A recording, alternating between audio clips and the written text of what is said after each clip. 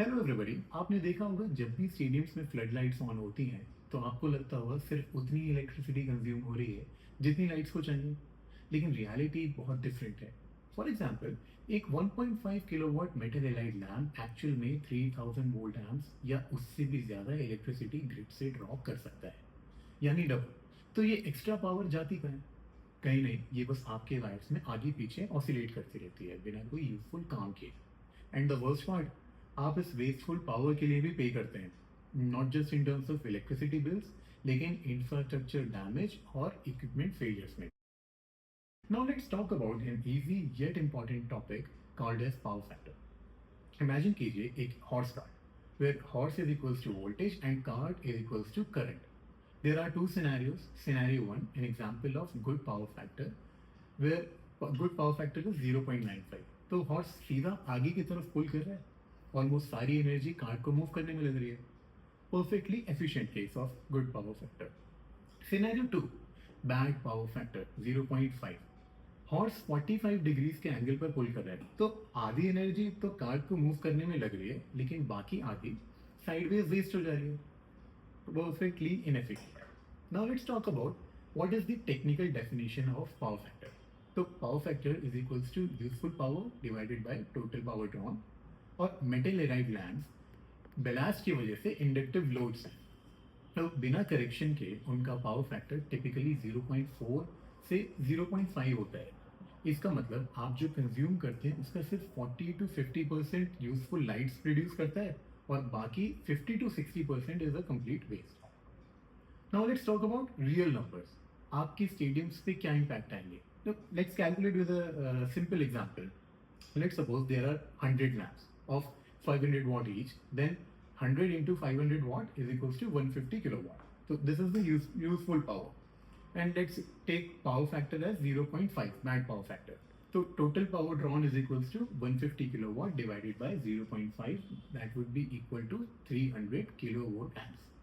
So in this scenario, current required would be 753 amps. Now let's calculate with power factor correction using capacitors. So 100 lamps into 500 watt each is equals to 150 kilowatt useful power. In this case, power factor would be 0.95. So total power drawn would be 150 kilowatt divided by 0.95. This would be 158 kilowatt amps. In this case, current required would be just 397 amps. तो अब देखिए क्या difference है. Current drawn 47% reduce हो गया, वो 753 amps से 397 amps. Infrastructure requirement half हो गई, केबल हीटिंग ड्रामेटिकली रिड्यूस होगी इससे, और इक्विपमेंट लाइफ सिग्निफिकेंटली इंक्रीज हो जाएगी. Now let's talk about financial impact. एक 150 किलोवाट स्टेडियम लाइटिंग सिस्टम के लिए annual electricity penalty band power factor के लिए कैलकुलेट करते हैं. लेट्स सपोज 2000 घंटे हमारी लाइट यूज होती है, तो एनुअल कंजम्पशन कितना हो गया? 150 किलोवाट. 2000 घंटे एक साल में, तो 150 kilowatt into 2000 hours is equals to 3 lakh kilowatt hours. Let's assume 8 रुपये किलोवाट आवर के हिसाब से बेस कॉस्ट है, तो 24 लाख आ गया. पावर फैक्टर पेनल्टी कितनी होती है 0.5 के लिए? यूटिलिटीज टिपिकली चार्ज करती हैं 1% एक्स्ट्रा फॉर एवरी 0.01 बिलो 0.9. तो पेनल्टी एट पावर फैक्टर 0.5 कितना हो गया? 40% एक्स्ट्रा. तो total cost with penalty is 33,60,000. Without penalty 24 lakh. तो एनुअल लॉस कितना हुआ? 9,60,000. अगर आप थोड़ी सी अमाउंट कैपेसिटर्स में इन्वेस्ट करें तब देखते हैं आपकी यूटिलिटीज बिल पर क्या इम्पैक्ट पड़ेगा. लेट्स सपोज एक बेसिक कैपेसिटर की कॉस्ट आ रही है 500 रुपीज. रिक्वायर्ड कितने? 100 लैम्प्स हैं, तो 100 यूनिट्स ही लगेंगे कैपेसिटर्स की. Total investment is 50,000. तो पेबैक पीरियड कैसे कैलकुलेट होता है? पेबैक पीरियड कैसे कैलकुलेट होता है? 50,000 divided by 9,60,000 into 12. This would be 0.6 month. तो 0.6 मंथ का मतलब है सिर्फ 20 दिन में इन्वेस्टमेंट रिकवर हो जाएगी. प्लस हिडन सेविंग्स क्या होंगी? रिड्यूस केबल ओवर हीटिंग का मतलब longer cable life, lower current इसका मतलब स्मॉलर ट्रांसफॉर्मर्स और ब्रेकर्स की जरूरत पड़ेगी.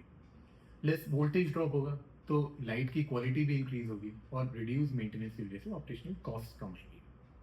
इतनी सारी बात तो कर ली. But what exactly is a capacitor? मैं सिंपल और नॉन टेक्निकल एक्सप्लेनेशन दूं तो कैपेसिटर एक सिंपल डिवाइस है जिसमें दो मेटल प्लेट्स होती हैं और एक इंसुलेटिंग मटेरियल से सेपरेटेड होती हैं। तो इन दो मेटल प्लेट्स पर एक पॉजिटिवली चार्ज होती है और एक नेगेटिवली चार्ज होती है।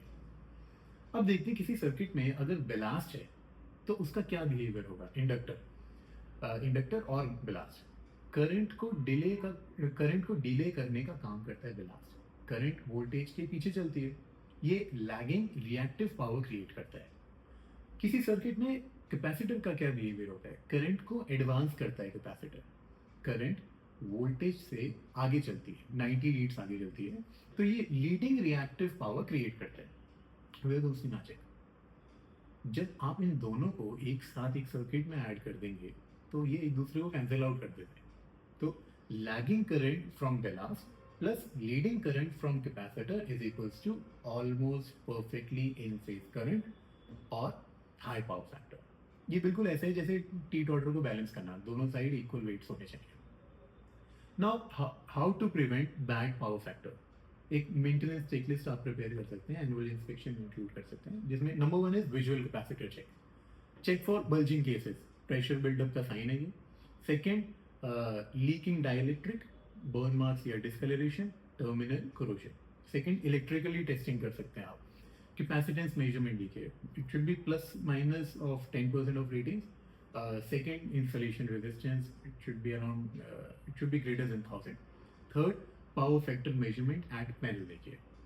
Third, ऑपरेशनल मॉनिटरिंग करने की बहुत ज़रूरत है। करंट ड्रॉ पर मास, इसको कंपेयर करिए ओरिजिनल डिज़ाइन वैल्यूज से।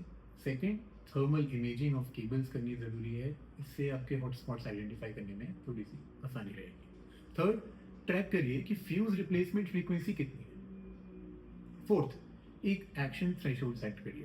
पावर फैक्टर अगर 0.90 से ज़्यादा है then it's perfectly fine. Power factor अगर 0.85 से 0.90 है then you need to monitor it closely. Power factor अगर 0.85 से कम है then it requires immediate investigation.